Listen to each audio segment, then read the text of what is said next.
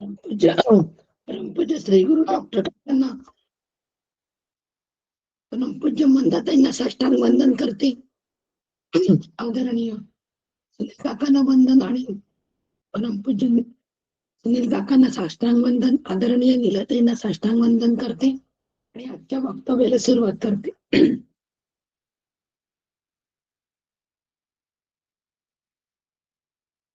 वैतथ्य प्रकरण आपलं सुरू आहे आणि या वैतथ्य प्रकरणामध्ये गेले 15 दिवसापासून आपल्या अभ्यासामध्ये काही प्रमाणामध्ये खंड पडलेला असल्यामुळे थोडं 2 मिनिटं मी आज जास्ती घेणार आहे.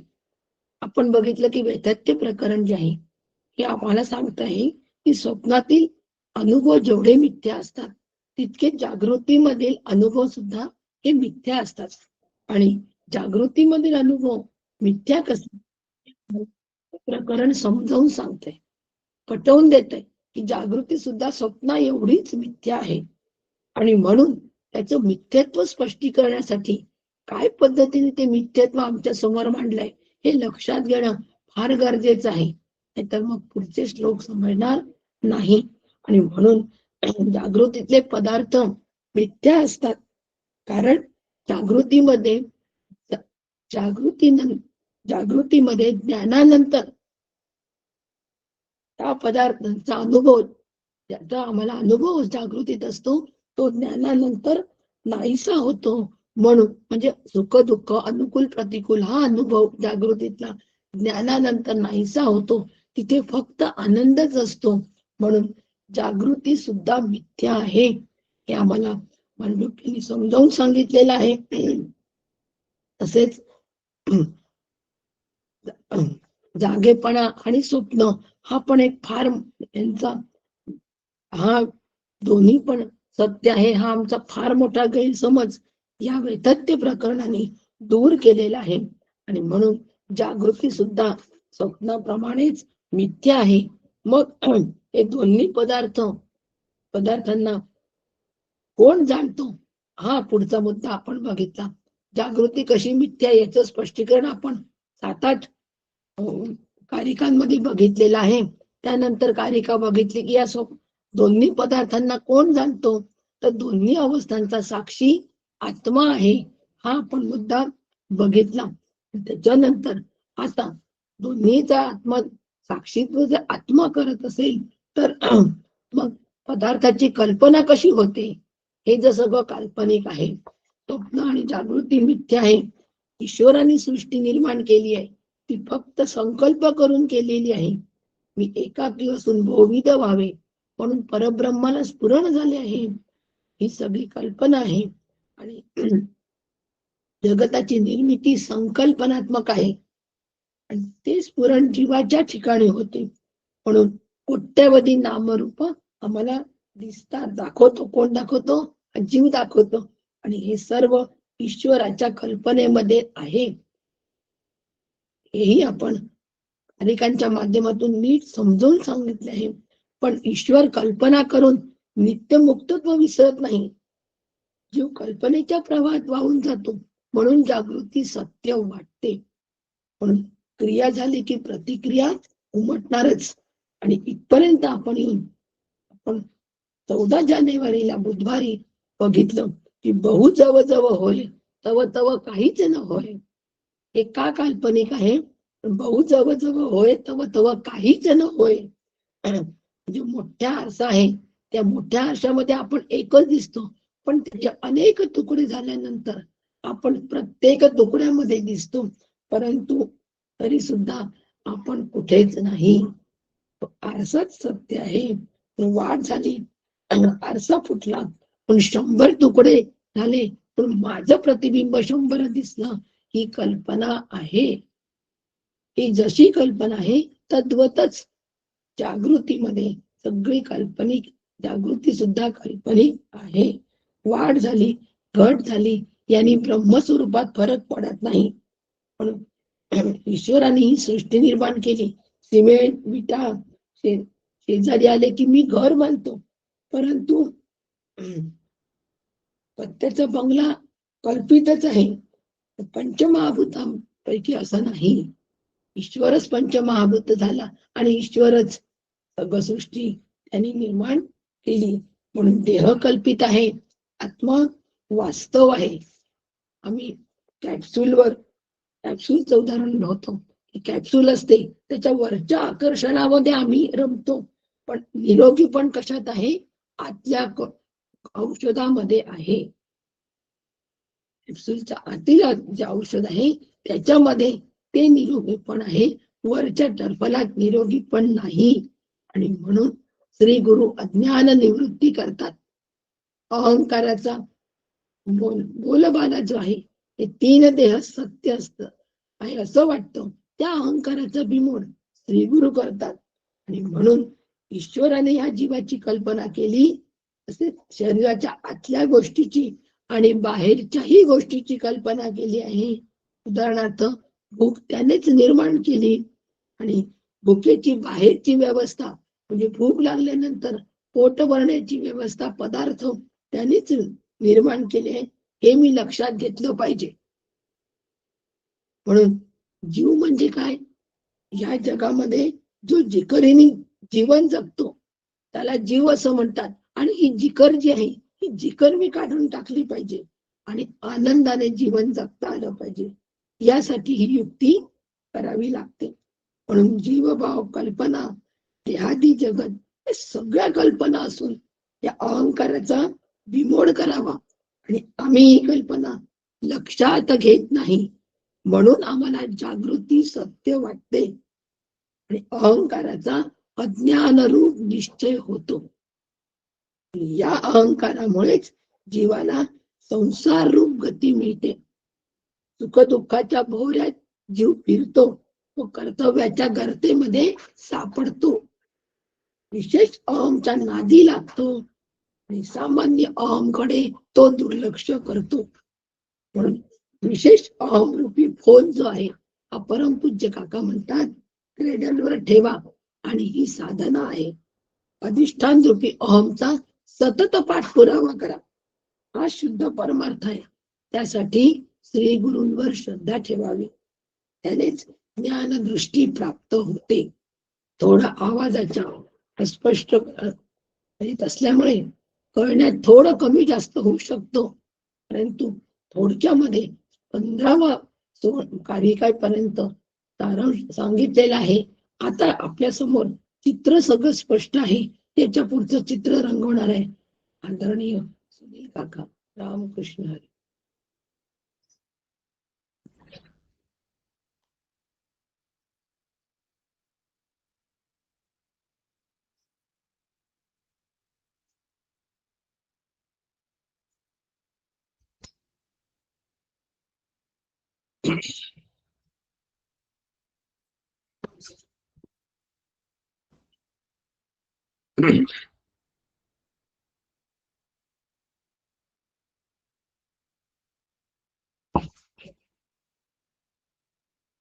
हरे राम राम राम हरे हरे, हरे कृष्ण कृष्ण कृष्ण हरे हरे. सद्गुरुनाथ महाराज की जय. वंशी विभूषित करान्नवनीरदाभा, पीतांबराधरुणबिंब फलाधरुष्टा, पूर्णेन्दु सुंदर मुखादरविंद नेत्रात्, कृष्णात् परं किमपि तत्त्वमहं न जाने. शंकरं शंकराचार्यं केशवं बादरायणं, सूत्रभाष्यकृतौ वन्दे भगवन्तौ पुनः पुनः. सदाशिवसमारम्भां शङ्कराचार्यमध्यमाम्, अस्मदाचार्यपर्यन्तां वन्दे गुरुपरम्पराम्, वन्दे गुरुपरम्पराम्. गुरुनाथ महाराज की जय.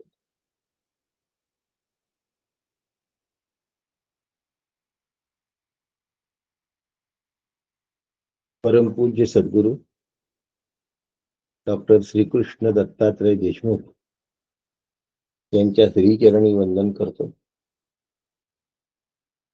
परमपूज्य मंदाताई गंधे यांना साष्टांग दंडवत करतो. आदरणीय नीलाताई दातार आज सकाळी सुद्धा तत्परतेने मांडुक्य मंत्र म्हणण्यासाठी तयार होत्या. त्यांनाही वंदन करतो. आणि या ठिकाणी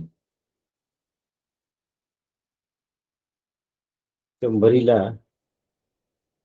स्पर्श करणारा आकडा जवळ आलाय. त्या सगळ्या श्रोत्यांना आता पहिला दिवस आहे, गॅप नंतरचा पहिला दिवस लक्षात ठेवून उपस्थित राहणं तुमच्या चिकाटीची कमाल आहे.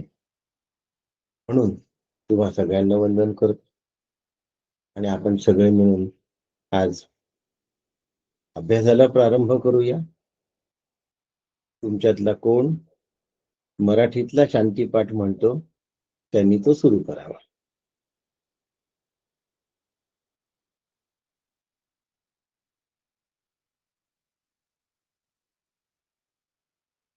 विसर पडला दिसतोय.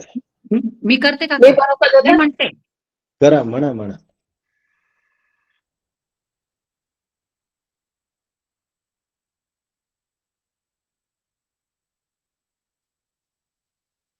म्हणा वासंतीताई. म्हणते.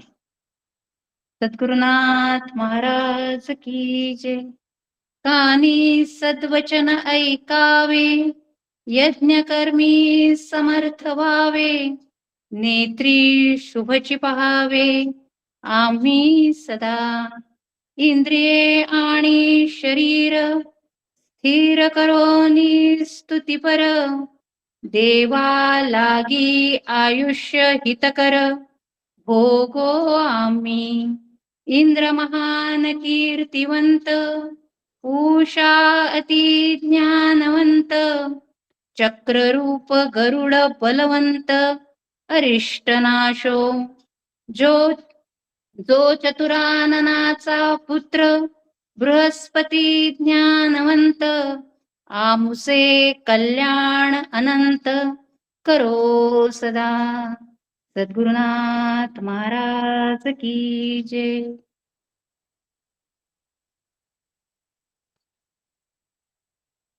शांतीपाठ म्हणणाऱ्यांनी आपला व्हिडिओ सुरू ठेवला तरी तेवढा वेळ चालेल. काय म्हटलंय वासंतीताई? नमस्कार करते काका. जीवम कल्पयते पूर्वम ततो भावान पृथग्विदान, बाह्यानाध्यात्मिकां चैव यथा विद्यस्तथा स्मृतिः. सद्गुरुनाथ महाराज की जय. जीवम कल्पयते पूर्वम ततो भावान पृथक विधान. जीवानी जशी कल्पना केली तशा भावाने काय होतं? विविध कल्पनांचा विस्तार होतो.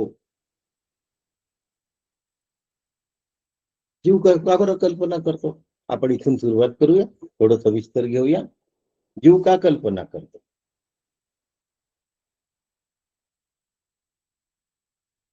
कोणी सांगेल याचं उत्तर? आपण सगळेजण जीव आहोत. आपण कल्पना का करतो? कठीण प्रश्न आहे, कारण हा बेसिक प्रश्न आहे, मला माहिती.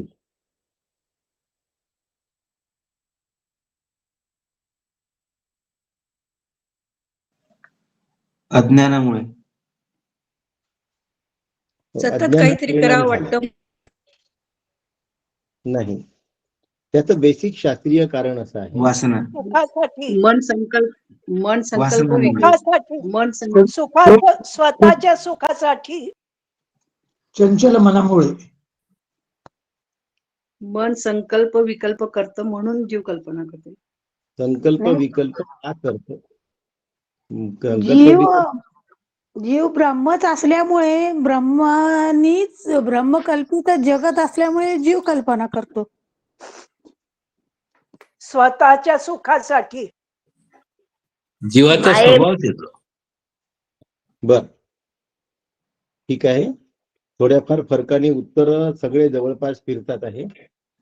उत्तर असं आहे, एकोहम बहुस्त्याम प्रजायेय ती मायेनी ब्रह्मावर आवरण टाकून केलेली कल्पना आहे. एकोहम बहुस्त्याम प्रजायेय, बहु जवळजवळ होय. आता त्यांनी जर बहु होण्याची कल्पना केली तर त्या कल्पनेतून काय झालं, जीव तयार झाला. त्यामुळे जीवाच्या कल्पना सुद्धा बहु होण्याच्याच राहणार, म्हणून जीव कल्पना करतो. कारण त्यांनी कल्पना केली की नाही, त्यांनी कल्पना केली म्हणून ब्रह्मांड तयार झालाय ना, म्हणून जीव तयार झालाय ना. म्हणजे जीव हा कल्पनेतून तयार झाला आहे. कल्पनेतून तयार झालेला कल्पित जीव कल्पनाच करेल, दुसरं काय करेल? लक्षात आलं का? एक्झॅक्ट उत्तर थोडस चांगलं नाहीये. डांबरट माणसाचा मुलगा जनरली डांबरटच असतो.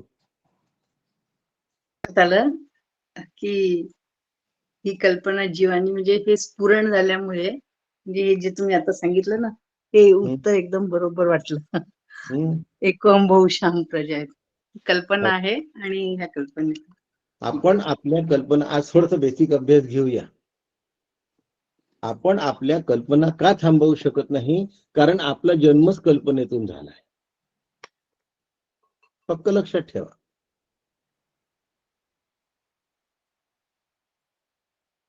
ज्याचा जसा उगम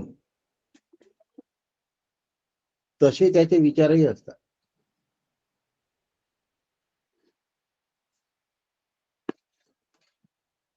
एक राष्ट्र, नाव घ्यायची गरज नाही,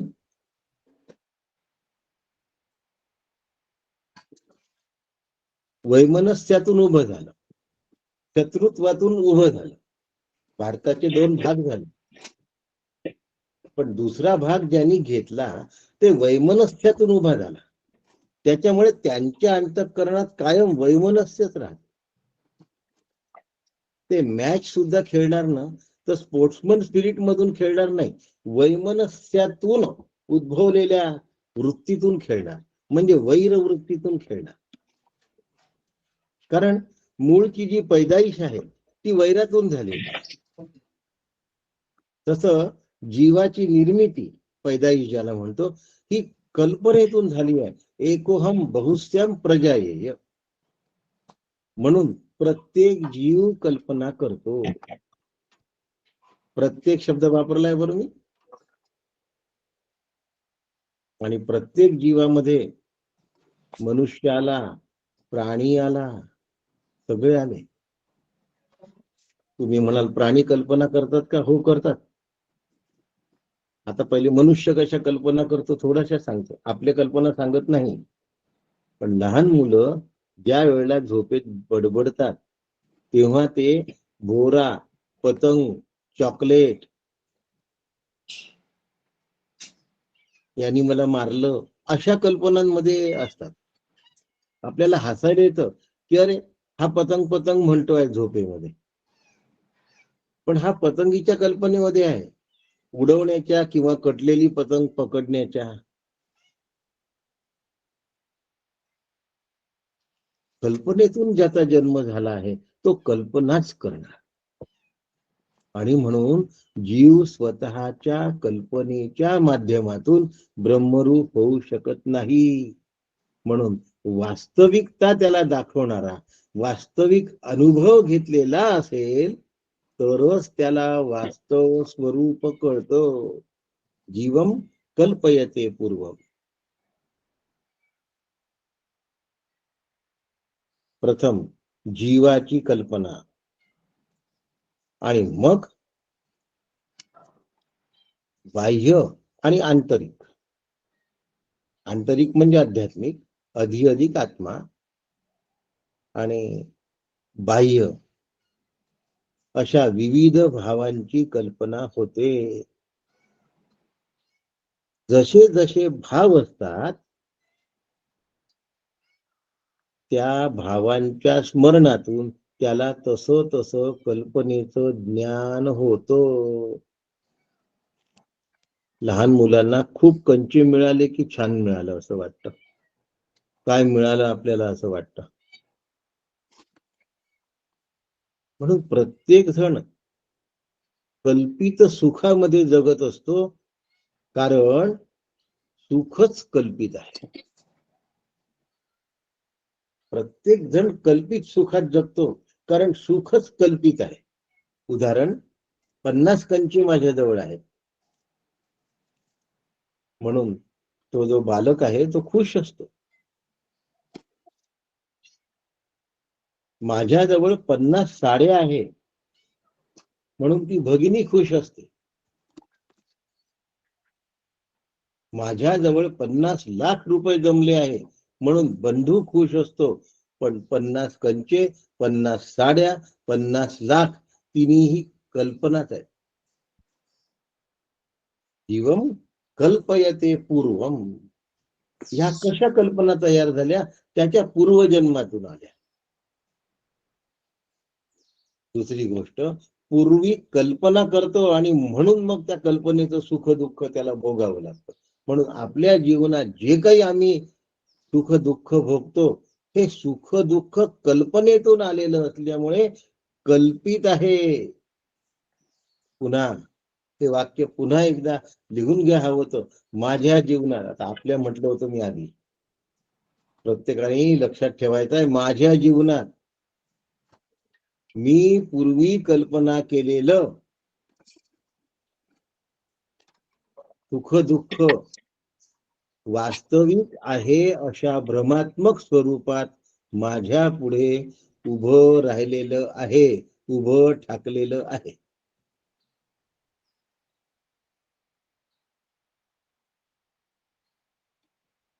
पुन्हा सांगा एकदा, हं. पुन्हा एकदा सांगा.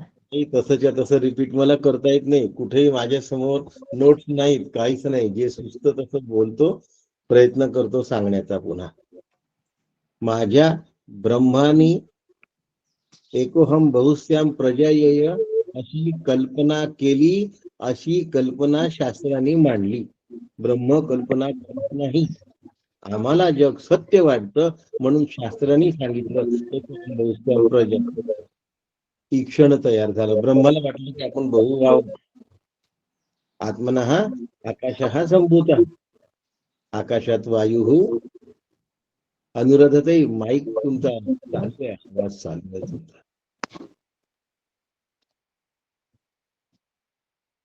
स्पीकर बंद. हा. आकाशात वायू वायुरग्नी, या सगळ्या कल्पना आहेत बघा.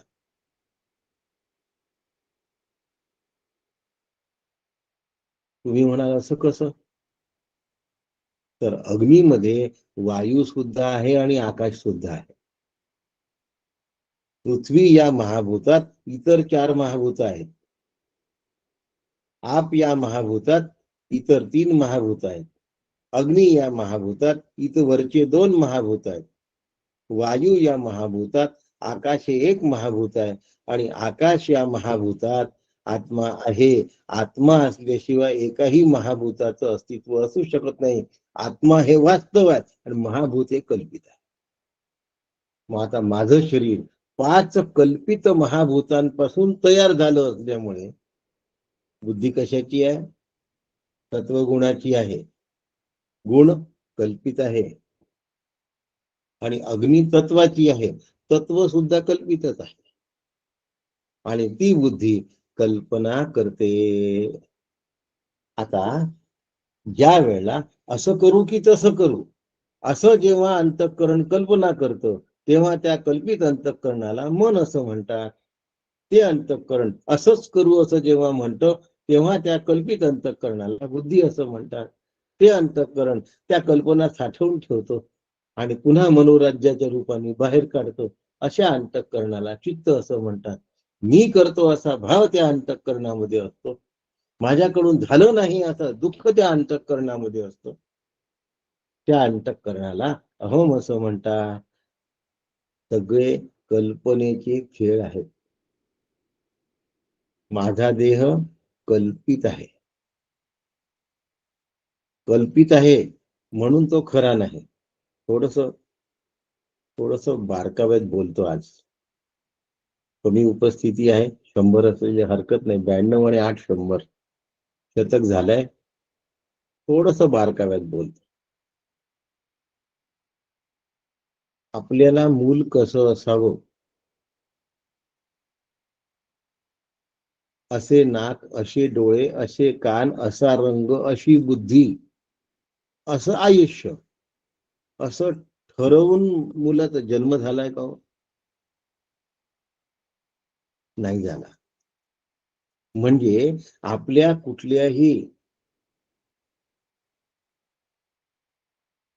आखलेल्या आराखड्याशिवाय ते मूल जन्माला आलेलं आहे, म्हणजे कल्पना आहे ना. आराखडा असता तर निश्चित आहे बा, हे 5 मजली बिल्डिंग अशी अशी, इकडे खोल्या तिकडे खोल्या. पण इथे कुठलाही आराखडा नसताना जीव जन्माला आलेलो आहे, आपण जन्माला आलेलो आहे. आता जन्माला आल्यामुळे एकोहम बहुश्याम प्रजायेय ही कल्पना करण्याची सवय असल्यामुळे जीवही कल्पना करायला लागला. 5 मजली बिल्डिंग उभारू, इकडे बेडरूम, इकडे किचन, इकडे बैठक. म्हणून सगळं जग कल्पनामय आहे. सगळं जगत कल्पनामय आहे. आणि आम्हाला कल्पनेच्या अतीत जायचं आहे. म्हणून आपल्या मनाने साधना करून असं होणार नाही. सरड्याची धाव कुपापर्यंत, अशी आमच्याकडे म्हण आहे. कुपापर्यंत म्हणजे कुंपणापर्यंत, सरड्याची धाव कुंपणापर्यंत. तो कुंपणाच्या बाहेर नाही जात सरडा, त्याच भागात घिरट्या मारत असतो कुंपणावर. तसं कल्पित जीव मी ब्रह्म आहे या स्थितीपर्यंत जाऊ शकत नाही. एखादा पुण्यवान मी ब्रह्म आहे ही कल्पना करायला लागला तरीही त्या कल्पनेच्या सुखात रमतो, पण ब्रह्मरूपता म्हणजे अपरोक्षत्व त्याला प्राप्त होऊ शकत नाही सद्गुरूंच्या कृपेविना. कारण कल्पनेच्या अतीत गेलेले सद्गुरू त्याला कल्पनेतून बाहेर काढता. म्हणून शेवटचं मी ब्रह्म आहे हे सुद्धा संवादी संकल्पना आहे. जीवम कल्पयते पूर्वम ततो भावान पृथक विधान.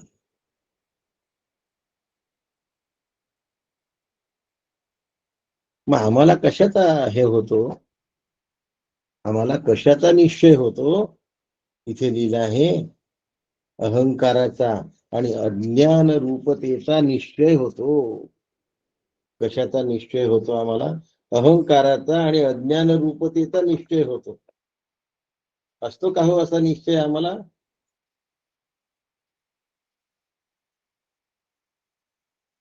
थोडासा तर विचार करा, असतो का म्हणून.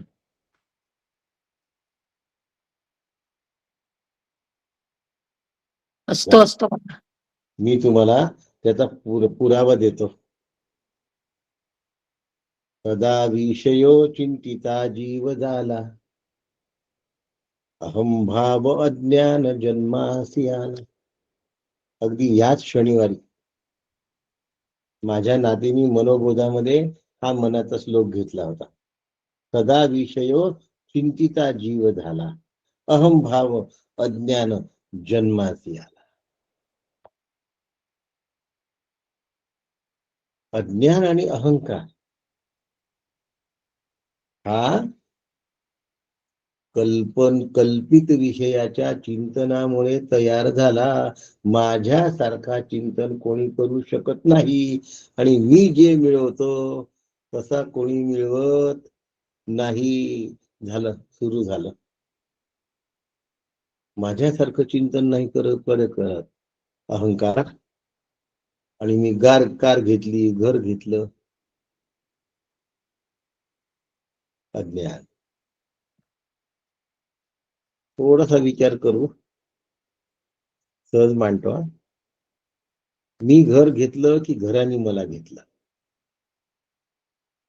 थोडा कल्पना मांडतोय, कारण हे कल्पितच आहे. मी घर घेतलं हे कल्पितच आहे. म्हणून कल्पनेला कल्पनेने खोळायचा प्रयत्न करतोय. मी घर घेतलं की घराने मला घेतलं. जो जास्त काळ राहील त्यांनी कमी काळवाल्याला घेतलं. जो मालक असतो तो शिल्लक राहतो आणि जो घराने नाही तो मालक असू शकत नाही. मान्य आहे ना विद्याताई? हो हो मान्य. मग घर जास्त काळ असतं की देह जास्त काळ असतो? घर असतो ना जास्त काळ, देह गेला तरी. मी घर घेतलं की घराने मला घेतलं. वस्तुस्थिती अशी असते की आम्ही त्या वस्तूला आमच्या मालकीचं समजतो. जर त्या वस्तूला म्हणजे घराला बोलता आलं असतं तर त्यांनी म्हणलं असतं हा कशाचा माझा मालक, हा तर 4 दिवसाचा मेहमान, मीच राहणार आहे शेकडो वर्ष, हा थोडेसे वर्ष राहील.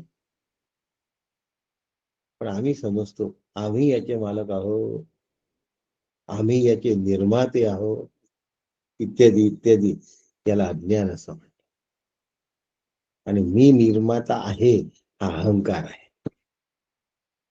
आणि म्हणून अहंभाव अज्ञान जन्मासी आला. सातत्याचं विषय चिंतन केलं. विषय कल्पित आहेत, कल्पित विषयाचं कल्पित चिंतन केलं की त्याच्यामुळे नसलेलं जीवत्व घट्ट होतं. काल मला खूप आनंद झाला. एका साधकाने त्याच्या साधनेतल्या काही अनुभवाच्या गोष्टी केल्या माझ्याशी. म्हणले माझं असं होत आहे. मी सांगत नाही कारण सांगितल्याने बाकीचे तशा कल्पना करतील.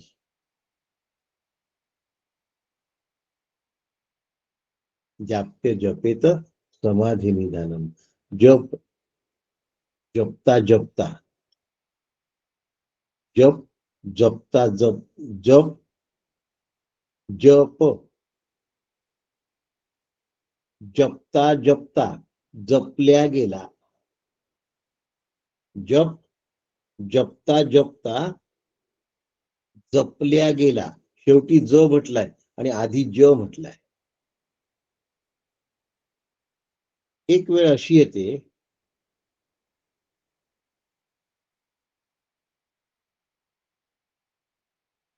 जाप्य जपल्या जातं. हा ती पेन्शन असते आध्यात्मिकतेची. मग नोकरी नाही करावी लागत तरी पैसा मिळतो. साधना न करता आनंद मिळतो. पण त्याला असं वाटत असतं की आपण केलेल्या साधनेमुळे आनंद मिळतो म्हणून तो अधिक साधना करत असतो. करू द्यायची असते, ती करू द्यायची असते. एक दिवस न करताही त्याचा आनंदात परिवर्तन व्हायला हवं तोपर्यंत ती करत राहावी लागते.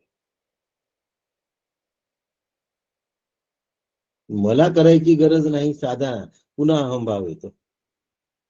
मी साधना करतो आहे हाही अहंभावच आहे. पण मी साधना करता करता साधना करण्याची आठवण राहत नाही पण आनंद विलसायला लागतो. सद्गुरू आले या ठिकाणी. आता त्या रथाची लगाम सद्गुरूंच्या हातात आली आहे, तुझ्या हातात राहिली नाही.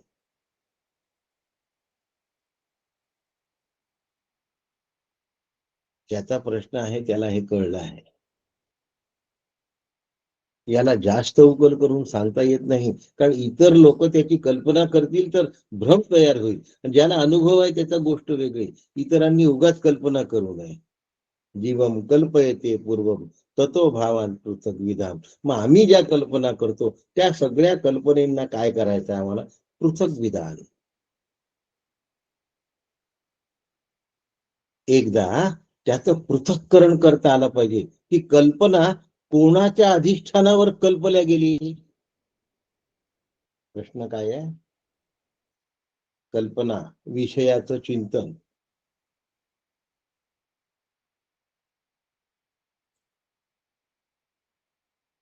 विषय कल्पित असतात त्यामुळे त्याचं चिंतन पण कल्पित असतं. दुधी भोपळा चांगला की फुलगोबी चांगली? मोगरा चांगला की गुलाब चांगला?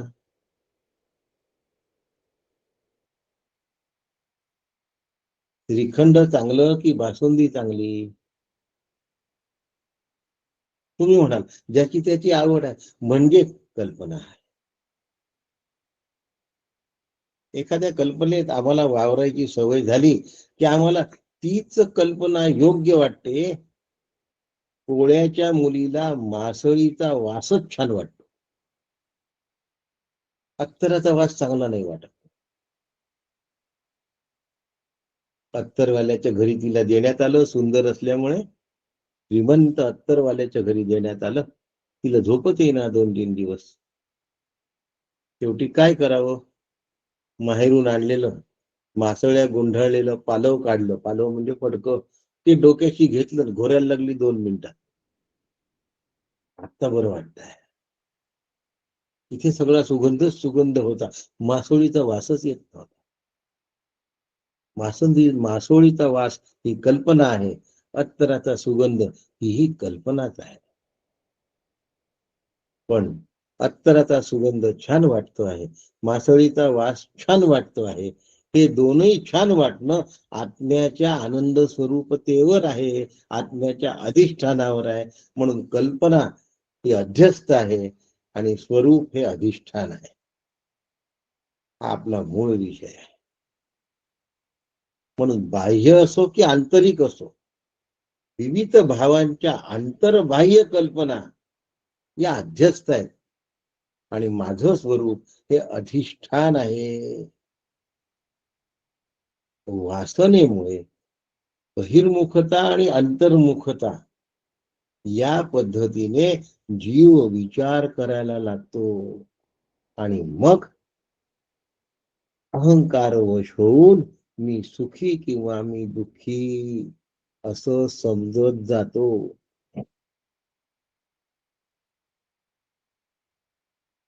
काही कारण नव्हतं बरं का. माझ्या एका नातलगाकडे लग्न होतं आणि नुकतंच जामठा स्टेडियम बांधून तयार झाला होता त्यावेळेला. आणि मीही नुकतीच अल्टो कार घेतली होती. मोठ्या दिमाखात होतो की ब्रँड न्यू कार घेतली आहे आपण, सेकंड हँड नाही घेतली, पहिल्यांदाच घेतली, नवीन गाडी घेतली अल्टो. मोठ्या आनंदात दिमाखात लग्नाला गेलो जमठा स्टेडियमवर. आणि ज्या वेळेला तिथे पार्किंग केलं तेव्हा अल्टो माझ्या एकट्याचीच होती, बाकी सगळ्यांच्या कार त्याच्यापेक्षा महागड्या. काय झालं? आनंदाचं काय झालं? विरजण.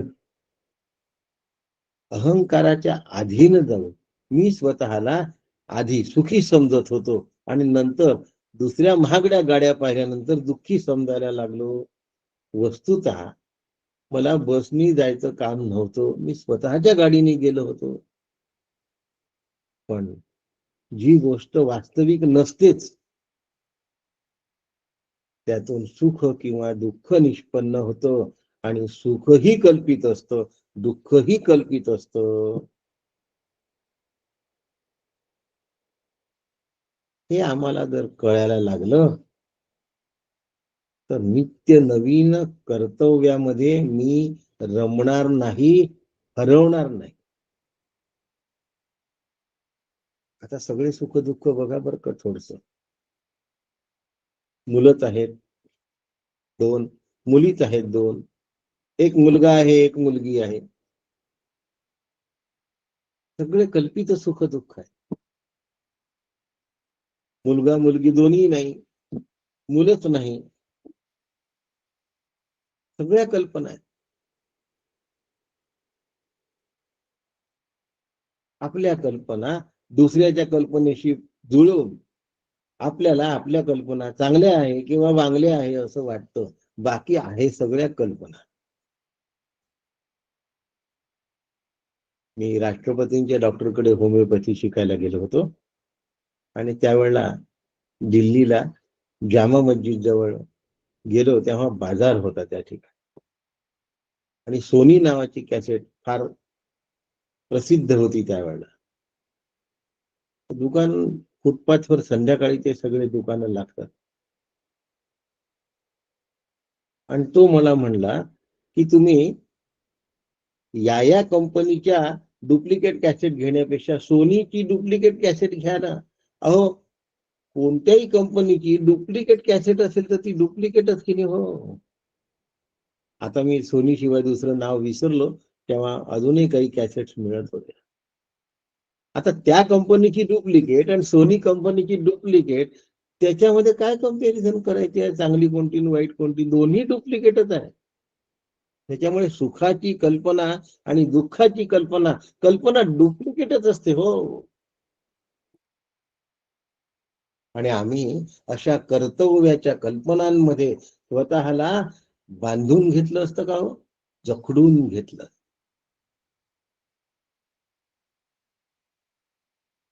जखडून घेतलेलं असतं. श्री गुरूंच्या प्राप्तीनंतर कळतं की आम्ही जखडलो नाही, बांधले गेलो आहोत. आणि साधना केल्यानंतर कळतं की बांधल्याची गाठ कशी सोडायची. विद्यते हृदय ग्रंथी सिद्ध्यन्ते सर्व संशय क्षीयते चास्य कर्माणि तस्मिन् दृष्टी परावरे. त्या ग्रंथी कशा छेदायच्या, कशा सोडवून घ्यायच्या त्या गाठी, येणार बरं का. श्रुती मंत्र आहे, येणारच आहे. नित्य नव्या कर्तव्य. आमचे कर्तव्य आजी आजोबा झाल्यानंतर सुद्धा संपत नाहीये, हे दुर्दैव आहे. खाण्यापिण्याच्या सुद्धा कल्पना. कोणतं जेवण चांगलं हो? पुरी भाजी चांगली, वरण भात भाजी पोळी चांगली, भात इडली डोसा चांगला. दक्षिणेतल्या माणसाला उत्तरेतलं जेवण आवडत नाही, उत्तरेतल्या माणसाला दक्षिणेतलं जेवण आवडत नाही. जी गोष्ट खाण्याची सवय झाली त्यात रुची निर्माण होते. म्हणून आम्ही रुचकर अन्न आहे असं म्हणतो. रुची हीच कल्पना आहे. हे हवं आणि ते नको, हेच तर कल्पना सुरू झाली सगळी. सांगण्याचं तात्पर्य असं आहे की हा सगळा क्रम सांगितला. या कल्पनेत जीवानी रमू नये. कुठून कुठून लोक कल्पना करतात. लोकमत काय वाचता? तरुण भारत वाचा. तरुण भारत काय वाचता? लोकसत्ता वाचा. TV 9 काय बघता? अष्टक बघा. या गाडीपेक्षा ती गाडी चांगली, या घरापेक्षा ते घर चांगलं. इथे काय घर घेतलं, मरीन लाईनला असतं तर मग काहीतरी वेगळंच होतं. सगळ्या कल्पनांमध्ये जखडल्या गेलेला जीव असतो. पण यात रमू नको असा आदेश आहे. त्या जीवाला जसे ज्ञान होते तसे तसे त्याला स्मरण होते आणि विविध भावांच्या कल्पनांमधून तो बाहेर निघतो.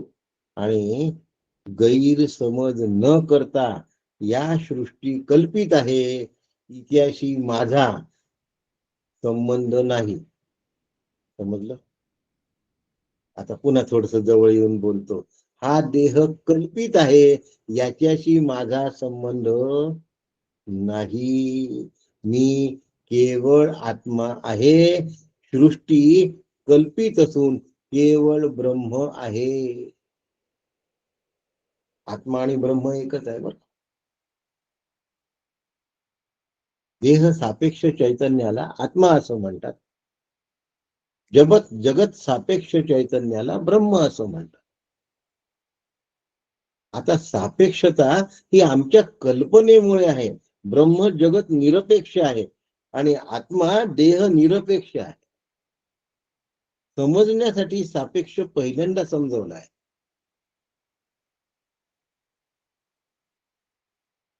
सगळीकडे एकच ब्रह्म आहे, एकमेव ब्रह्म आहे.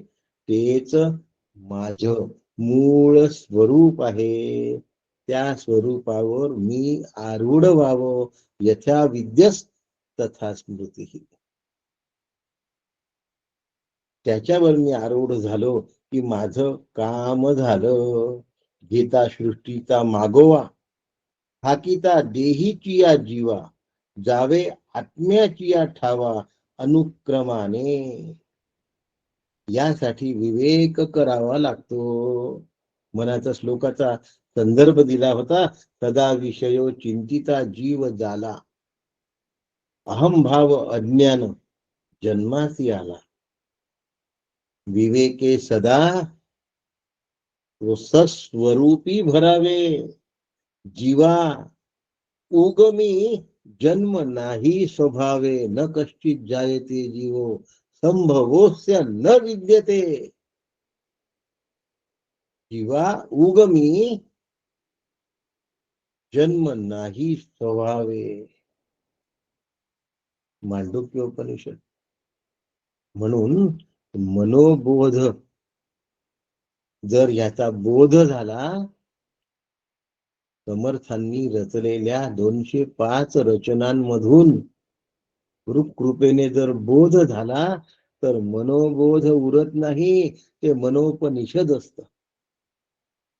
म्हणून मनोबोध हे उपनिषदच आहे. म्हणून त्याला अभ्यासू लोक मनोपनिषद म्हणतात. अरे बापरे, आम्ही उपनिषदांच्या अभ्यासात, तुम्ही काय मनोबोधच वाचता? तुला कळलंच नाही उपनिषद आणि मनोबोधही नाही कळला. जीवा उगमी जन्म नाही स्वभावे. उगमाला जन्म नाही, लक्षात ठेवा. उगम जो असतो की नाही, एकदा त्या उगमापाशी जाऊन पोहोचला माणूस की त्याचं कल्याणच झालं. मग त्याच्यानंतर त्याला काहीच करावं लागत नाही.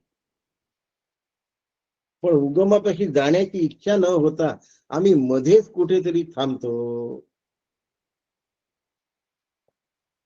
तुझं नाव काय आहे ग? मग ती म्हणते मीना. मग त्यांना विचारलं जातं, मग तुला उमा का बरं म्हणतात? अगं माझं माहेरचं नाव आहे ते. म्हणजे मीना पूर्वी उमा होती. उमा पूर्वी कोण होती हे जर शोधलं तर मीना आणि उमा दोन्ही कल्पित आहे हे लक्षात येतं. गर्भ निर्माण होण्यापूर्वी कोण होतीस? ना उमा होती ना मीना होती. जीवच नव्हता, केवळ आत्मा. म्हणून जीवा उगमी जन्म नाही स्वभावे. एकदा उगमाला जर जाऊन पोहोचलास ना तर पुनरपि जननम पुनरपि मरणम, संपलं रे जीवा तुझं. म्हणून सासरच्या नावातून माहेरच्या नावात जावं, माहेरच्या नावातून स्वरूपाच्या नावात नाही म्हणतायत. स्वरूपाला नाव नसतं, स्वरूपाकारतेत जावं. पुन्हा जन्म होण्याची शक्यताच नाही. जन्म नाही स्वभावे.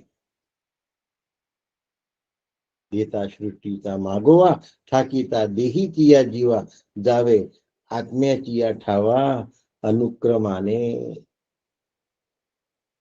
असा ओंकाराच्या माध्यमातून आगम वैतथ्य, कल्पित आहे वैतथ्य, स्वप्न आहे. उकाराचा अभ्यास सुरू आहे. असा अभ्यास जर केला तर आम्ही ब्रह्मरूप झाल्याशिवाय राहणार नाही. आपल्या सगळ्यांना वंदन करतो, सद्गुरु काकांना वंदन करतो की आपण सगळे मूळ स्वरूपाकारतेचा अनुभव घेऊयात. रामकृष्ण हरी.